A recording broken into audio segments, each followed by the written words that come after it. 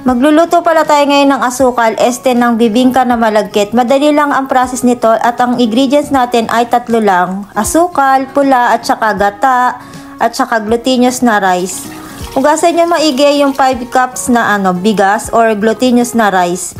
Tapos nilagyan ko siya ng 400 ml na gata. Ang tips ko sa inyo, lagyan nyo siya ng tubig. Kung 5 cups ang ginamit nyo, gawin yung 6 cups yung water kasi magkukulang siya sa tubig, mahihilaw siya. Sinaing ko lang siya sa rice cooker. Depende sa inyo kung saan nyo siya pwedeng gustong isaing. Tapos plinat ko siya sa manipis lang tong nilagyan kong lalagyan eh. Depende sa inyo kung gano'n yung gustong kakapal ang pagkakagawa nyo ng inyong malagkit. Tapos pinakuluan ko lang yung gata.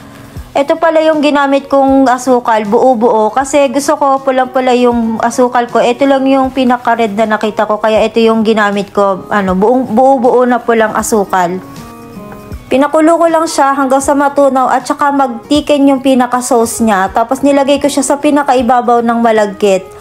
Para naman maiba yung palagi nating niluluto na suman or yung pinaka-biko natin, i-bake natin siya ng 20 minutes. Pagkatapos nyo siyang i-bake, hiwain nyo siya sa kung anong gusto nyong laki. Yung sa akin, niliit-litan ko para marami ang makakain. O diba napakadali lang, maiba naman ang ating palaging kinakain na biko. See you again!